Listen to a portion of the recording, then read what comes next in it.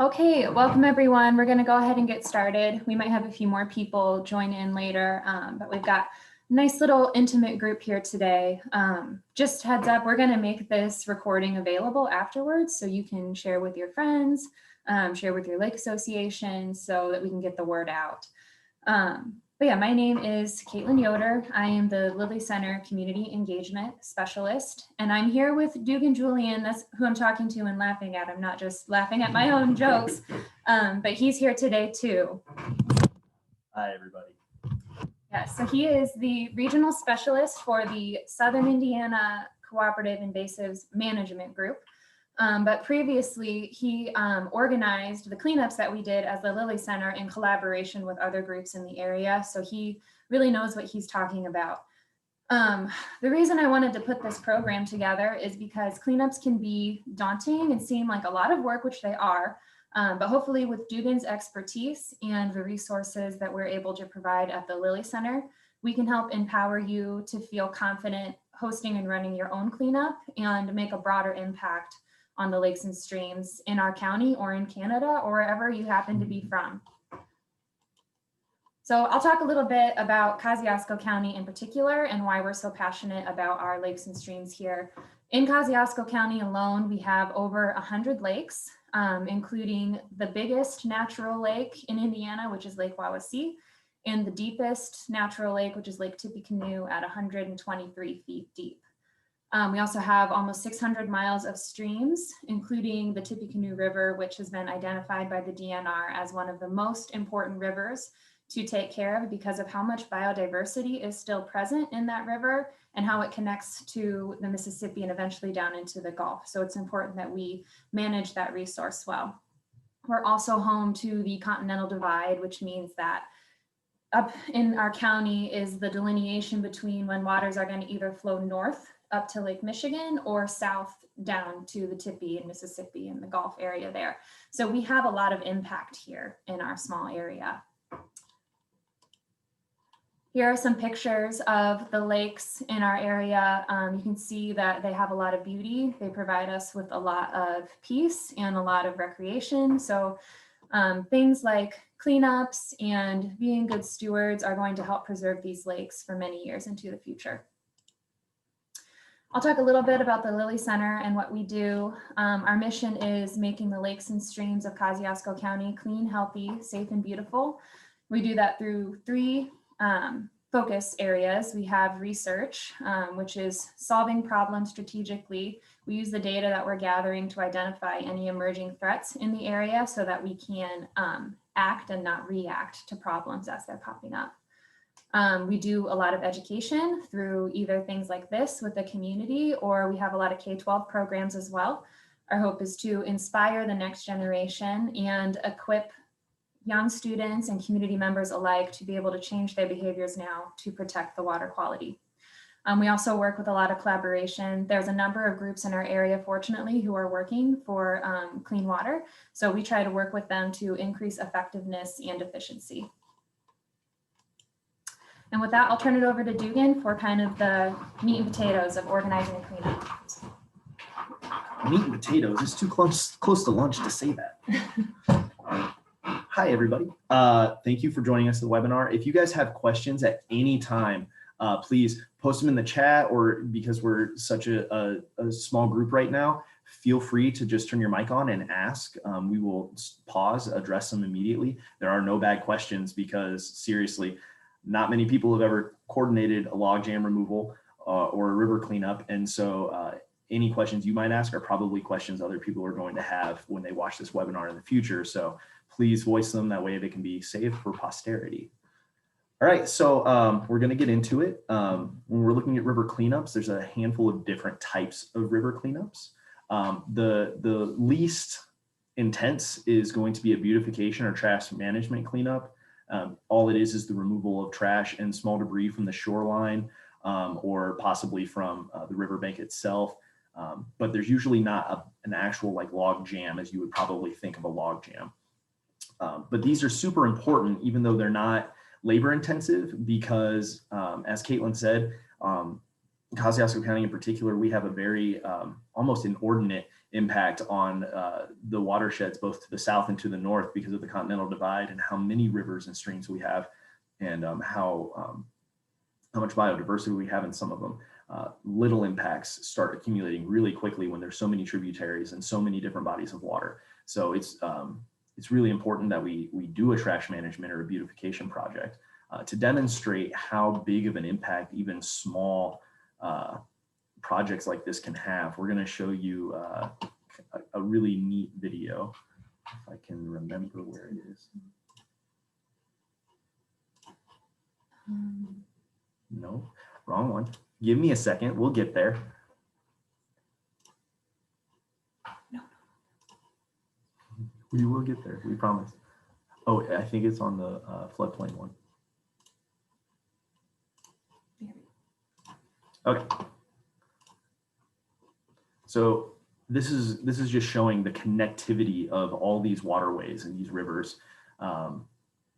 So this represents thousands and thousands and thousands of miles of stream and rivers, all of which end in a single point in Louisiana going into the Gulf of Mexico. So removing trash, debris, and pollutants from even small bits in our neck of the woods right up in here is super important and has a really big impact because it's an accumulating effect as we go through the watershed. All right, so these type of projects, while they're not huge efforts necessarily, you can get a lot of work done over a very long stretch of river in a very short amount of time, and it has a huge visual effect. Everything from removing candy wrappers and styrofoam cups from cattails or sedge plants and things to pulling things that were illegally dumped even decades ago from the riverbed. It can have a really big impact. This is kind of just a visual of what it can look like. Anybody who spent any time near any type of moving body of water has seen something like this. Some woody material mixed with a whole bunch of human-made pollutants and trash. And it's really unfortunate and has a really negative effect on wildlife. According to American Rivers, millions of tons of trash end up in the nation's rivers and streams every year from litter on the ground. Think parking lots and things that are abutting moving bodies of water. Stiff breeze comes along, plastic bags, styrofoam, cardboard, all that kind of stuff will eventually get into the river or stream. And then people also treat a lot of them as illegal dump sites, just pitching stuff over steep ravines and things like that. It happens way less now, but there's still the legacy effects from illegal dumping back in the 50s and 60s when it was a lot more prevalent. It's more than just an eyesore though. It can have chemical contaminants, heavy metal contaminants, a lot of things that can choke out wildlife, plastics and things that get ingested. And it can also block out sunlight, which doesn't allow some of our algae and our phytoplankton to proceed with photosynthesis and essentially build the foundation of the food chain inside of our rivers and streams. So it makes a really big difference to remove these things and get them out, even though it's not necessarily a whole lot of hard work. It's still very important work.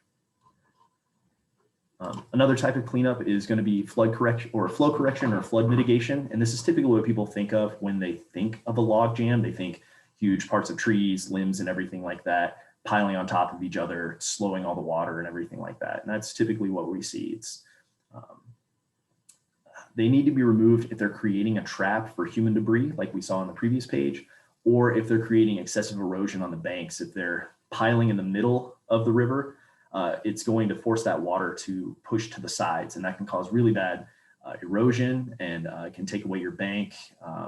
It can lower the bank, and that increases the likelihood of flooding.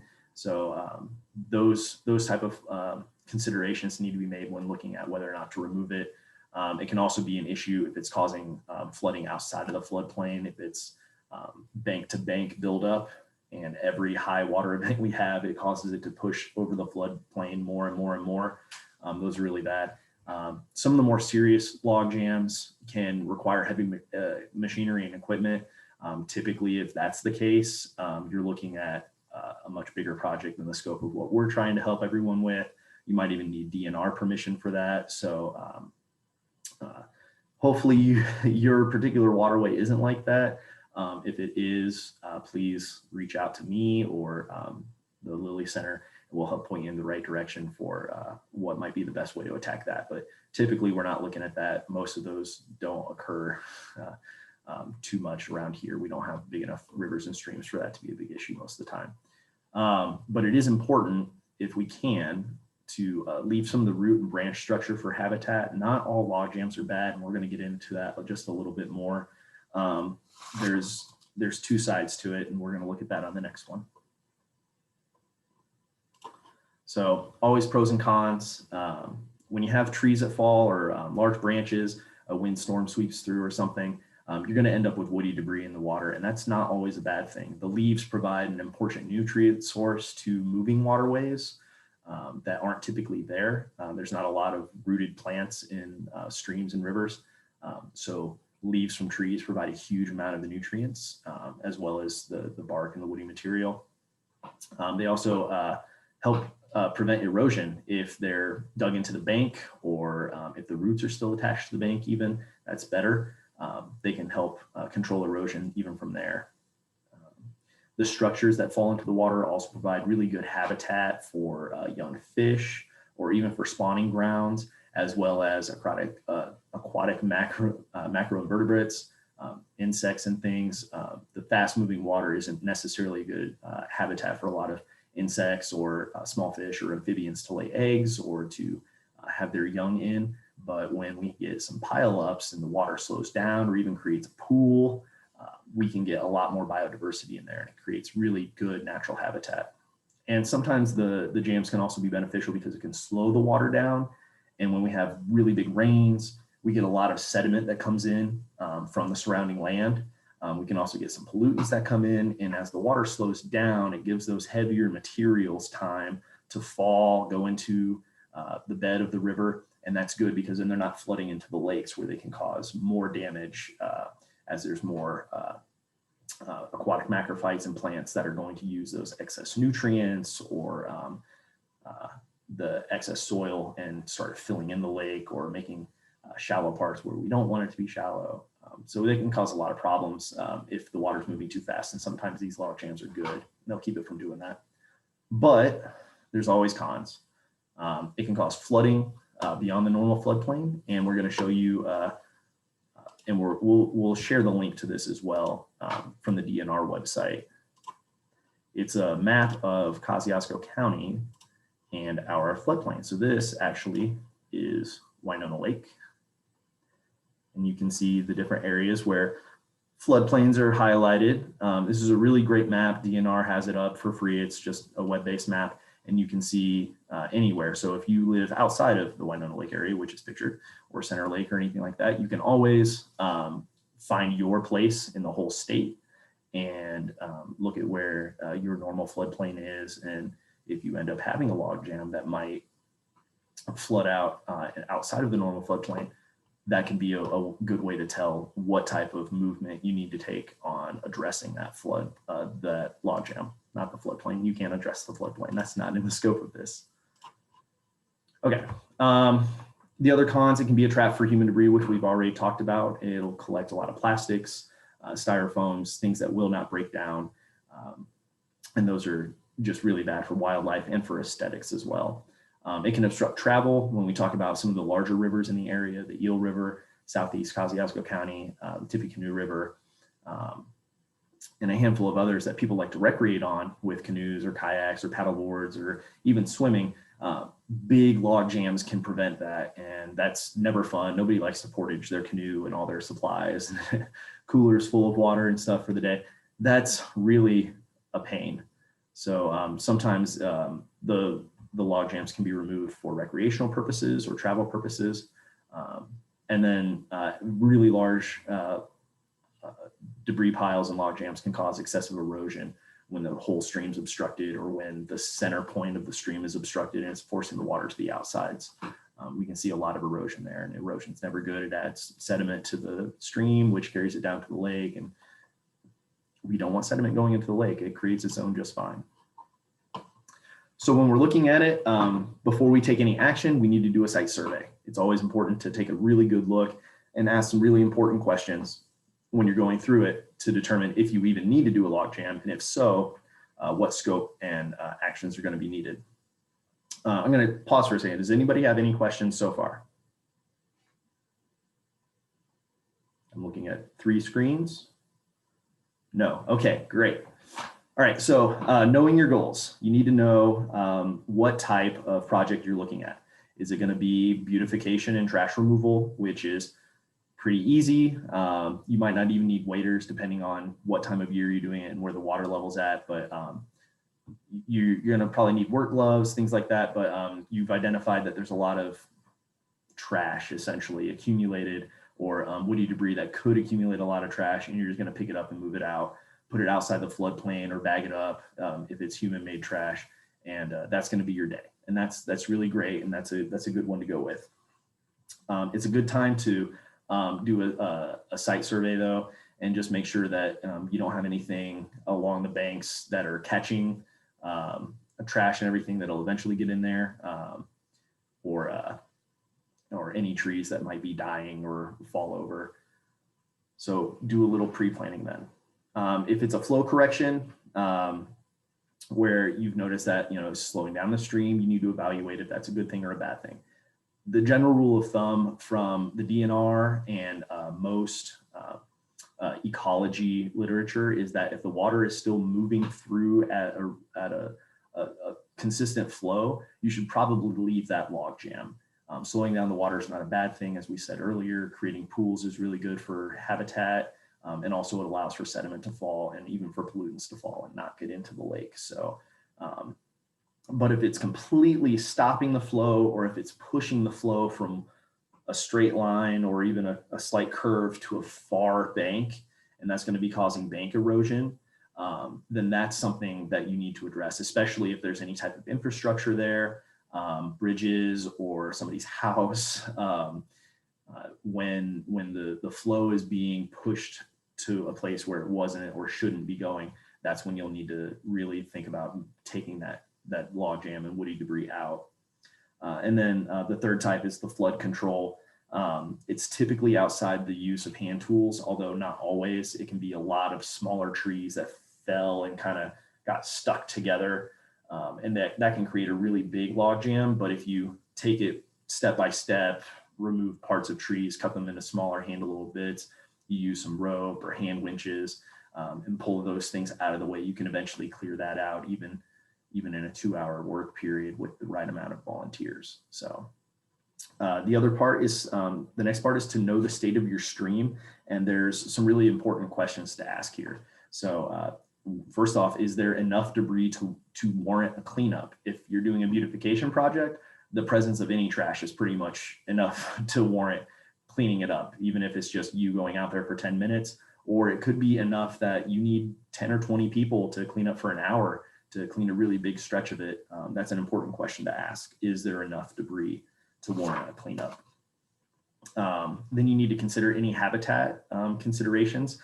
Is the log jam actually a beaver dam? If so, then that's something you need to talk to the DNR about, because that is a natural occurrence. And if it's threatening to damage your property and everything, that's something that probably needs to be addressed. But that's where you'll need to get the DNR involved, because it does involve wildlife. And that's going to be more in their purview. But if there's a log jam that's slowing down the flow enough to create nice little pools for different animals to utilize for breeding, maybe you leave that in because it encourages biodiversity and enhances the beauty and the life that's in those rivers and streams. The other part of knowing the state of your stream is who owns the land that goes up to that stream. If you're trying to plan a cleanup, the last thing you want is to have the cops show up and tell you that you're trespassing on the area that you're trying to put wood up on or access trash from. So do a little site survey. You can use the Beacon GIS website. That's really great to find out property tracks and who owns what if you're unsure. And that's definitely something you want to do before scheduling your cleanup and everything, is to have those landowners on board. You also need to know the accessibility. How deep is the stream? How fast is it moving? How thick is the vegetation along the banks? Sometimes the only public access might be completely overrun with a thicket of either native plants, like maybe some cattails or sedge grasses, but it could also be thickets of invasive species like bush honeysuckle, multiflora rose, and those are really nasty to try to get through. So a site survey to find accessibility sites is going to be really important. And it's a great time to also see if you own the land or you know the landowner, if it's public land, you can identify some invasive species that are going to create problems in the future, and you can try to set up another time to take care of those as well. How many access points there are, where those access points are, we talked a little bit about that. How far away volunteers will have to park to access the site, and also how far away volunteers are from a trash collection area if you're doing a beautification project, or if you're doing a flow correction that you happen to start finding a lot of trash. Those are important considerations to have. Knowing the timing is also really important. So a lot of people would think October and late September is a little too late for stream cleanup, but it's really not. Typically the end part of summer is relatively dry. So even through October and even November, sometimes October can get a little wet, but right now we're not looking at a whole lot of rain. Water levels are very low right now, and it's actually a great time to do a work day because the temperature is not super hot. It's warm enough by 10 or 11 o'clock to have people moving around and doing some hard labor. Other great times though, late February to mid-April, typically if you can get in either before all the snow melt or a week or two after the snow melt, water levels are relatively low. We haven't started getting a lot of rain yet. That's a great time to get in. It's a little cool, so tell people to dress in layers. May through August can be variable. August is typically really dry, but May through June and July, sometimes we have a lot of rain. If it's an El Nino year, we can have a lot of precipitation, and that creates some really deep water, some fast moving water, and sometimes you can't see all the hazards in the stream that you're trying to clean up, and that can become a really big safety issue. So that one's a little variable, play it by ear. This year would have been great because, well, we had like 5 days of rain for 5 months. So it would have been really good, but typically August through September, August through October, even early November are the best times because there's lots of sunlight, the weather's cool or even sometimes warm, depending on if it's August or September, and the water levels are very low. And that just makes it way easier for the volunteers. It's safer for the volunteers, and it allows you to get a really good look at where the flood levels are, because you can see where the water flows typically. You can identify bank erosion, and you can see all the woody debris that might be present. Whereas if you went at the heart of the rainy season in May, you might not be able to even see the whole log jam.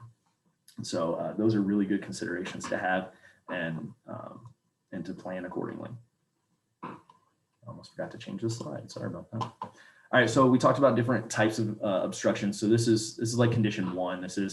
There's maybe a large branch that fell, some small natural materials, rocks, some limbs and stuff. These don't pose an immediate flood risk. Even if there's multiple along a single stretch, it's typically not a flood risk, and you should leave these in place. If it's along your private property, maybe you want to clear it out for aesthetic purposes, but this is the type of thing that can create really nice habitat. It's not going to alter the flow of the river. It's not causing any ecological damage. And these are the type of conditions that you should let exist. Condition two is where you're starting to see an obvious obstruction. It can be a bunch of really small things, especially if one branch falls that has a lot of leaves and a lot of branches on it. It can start catching smaller debris, and it all starts compacting and creating a pretty sizable block. Large woody debris can be present where a large limb or even a small tree fell. These can be handled, but there's some considerations to take. Is the water still moving through the jam? If it is, typically you want to leave that alone then, unless you're seeing a lot of trash accumulation, plastics and things like that, man-made materials. If that's ever the case, you typically want to remove the man-made material and remove the things that are trapping it and stuff. So, but if it's all natural material, these are still a lot of considerations to have. Is it providing wildlife habitat? Is it causing the water to push into a bank or not? If it's not doing those things, if it's providing habitat, it's not pushing the water to a bank, it's slowing the water down enough that sediment can drop out, that's a good log jam, that's a good obstruction. You want to keep that.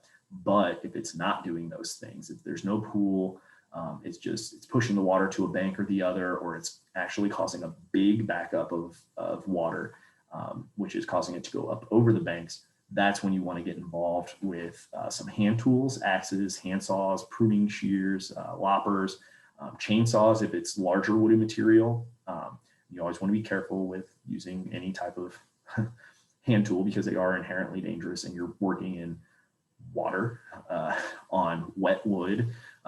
Sometimes there can even be algae or things. So, but these are the type of log jams that you're going to be able to clear out pretty easily by hand, not a lot of experience needed. And you can use volunteers of pretty much any age to handle this. There's jobs for everybody with this type of condition. Then you have really bad conditions. Condition 3, you can read all that. There's root bundles, there's lots of big branches, there's lots of little branches.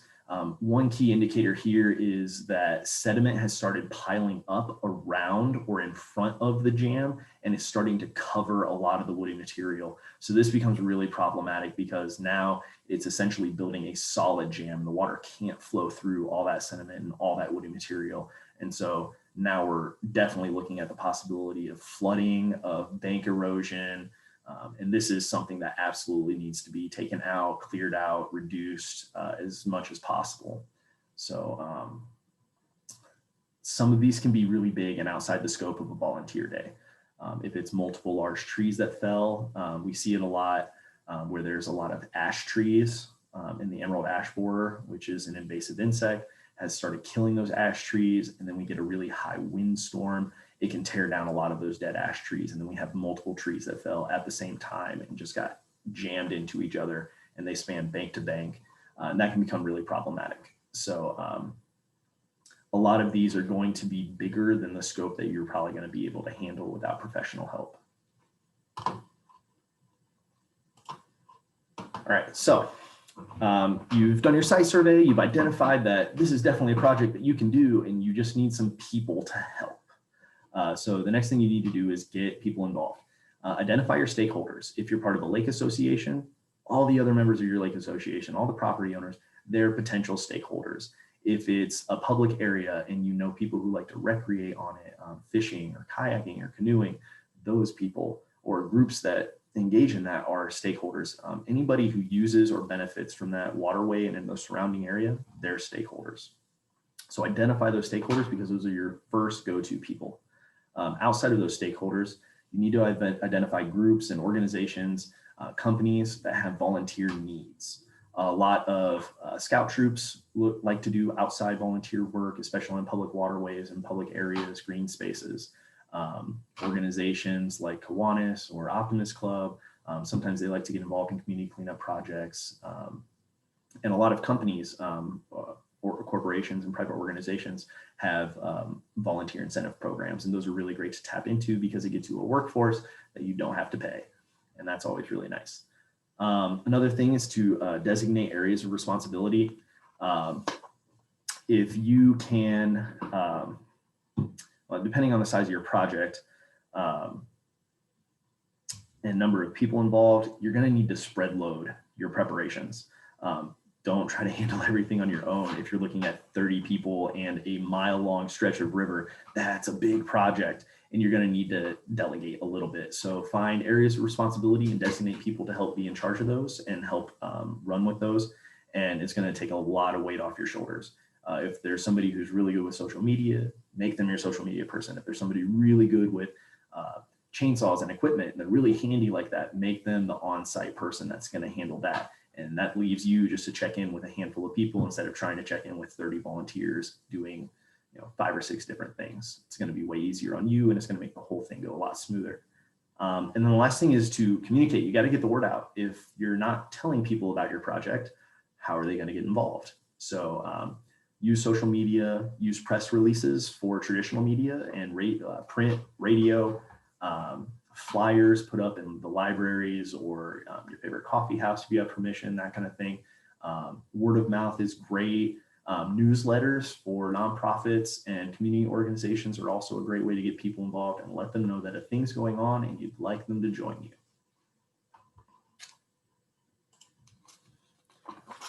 So day of tips for those of you who have never ran a cleanup. There's some things you should definitely know.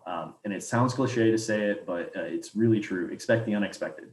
There's going to be something weird that happens. Always is.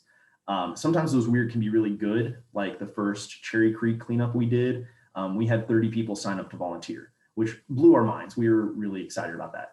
And then by the end of the day, we had 64 people total join us, sign waivers and help clean up. And we ended up having to push the scope of our project way beyond anything we thought we'd be able to handle in a single day. And I was able to work with my my co-host for that, and we were able to figure out how to make it work, but it was unexpected. We were not anticipating 60 people, so we had to find something for people to do.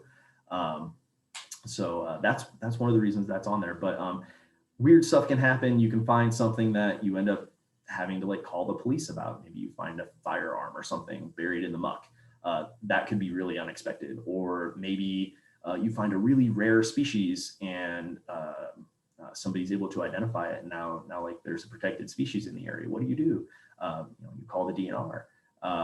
So unexpected things can happen. And while you can't plan for all of them, have the mindset of handling an unexpected thing. Because if you're just preparing for it, it's going to make it seem less daunting.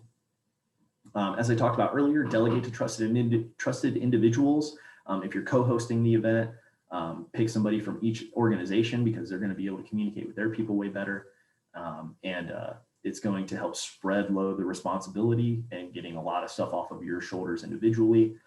And that's really helpful, especially day of, because if an emergency happens or something unexpected happens, like you should be anticipating, you're going to be the person everyone turns to, and everything shouldn't grind to a halt just because you got occupied with something. So delegate some people who you trust and put them in charge of stuff and let them run with it. Have some redundancies in everything. So your communication, your equipment, anything that you can have multiples of or backups for, have it. If you know your project requires chainsaws, have extra gas, have extra oil, have tools on hand to clear out the chain, have extra chains on hand. If you know you're going to have to get into the water with waders, make sure people are okay. If they happen to tear, that you're going to be okay. Or you have backup waders if possible, or a patch kit. Have towels for people who have to get wet. Have backups for your backups. Things will go a lot smoother if you're not stressing about losing a tool or a tool going down because you have another way of handling it. And then a good rule of thumb, anytime you're doing anything that involves volunteers, is to feed them. People really appreciate a free meal, especially after 2 to 3 hours of really hard labor. The promise of a pizza party or a party sub or a potluck especially is really great. And sometimes that's the only way some of your volunteers are going to be able to plug in, is preparing or bringing food.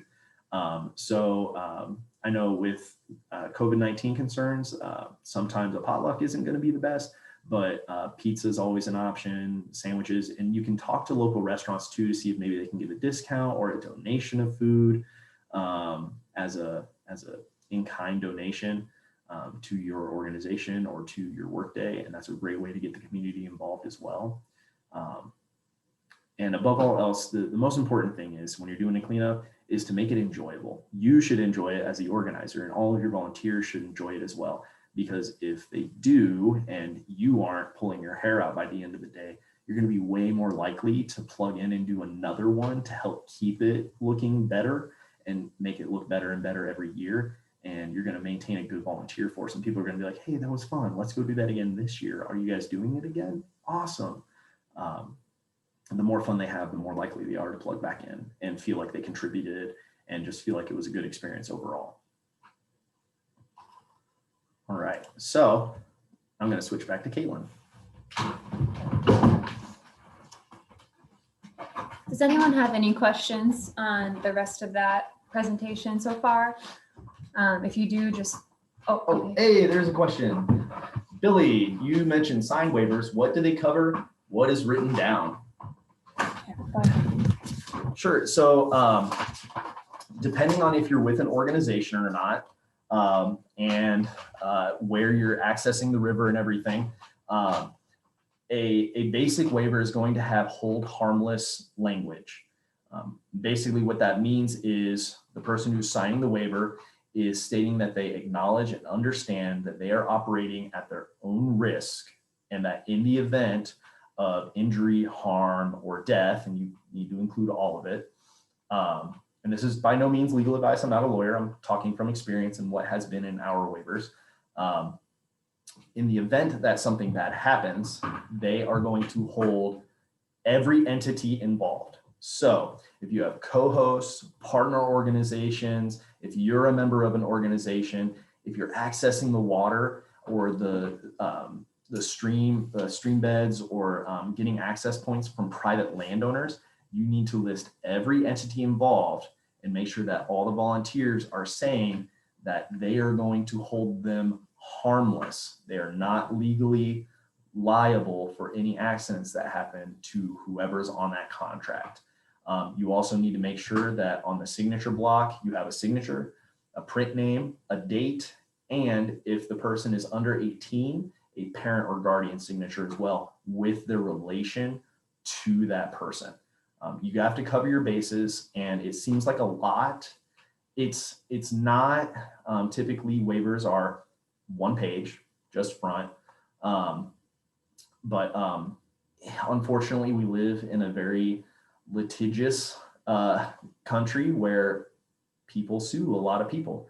So you need to cover all of your bases, and also cover the liability of everyone you're associated with, because the worst thing that could happen is you get a landowner that says, yes, you can use my driveway, and then somebody runs over somebody's foot or something and they break an ankle, and now that landowner is being held liable.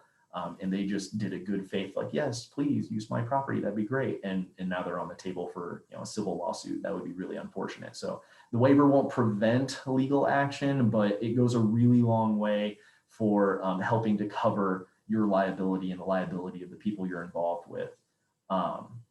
Another thing to make sure you do, if you're going to be taking photos day of, is in that waiver, have a media release statement, essentially saying that the person who's signing that waiver and that media release are okay with you using images of them or their likeness for your social media, print ads, or television ads, if you happen to be running a television ad or something. But get permission to use their photos. Some people have situations where that is not something they'd be comfortable with, and you don't want to put them in danger or make them uncomfortable by having their image posted online or shared without their permission.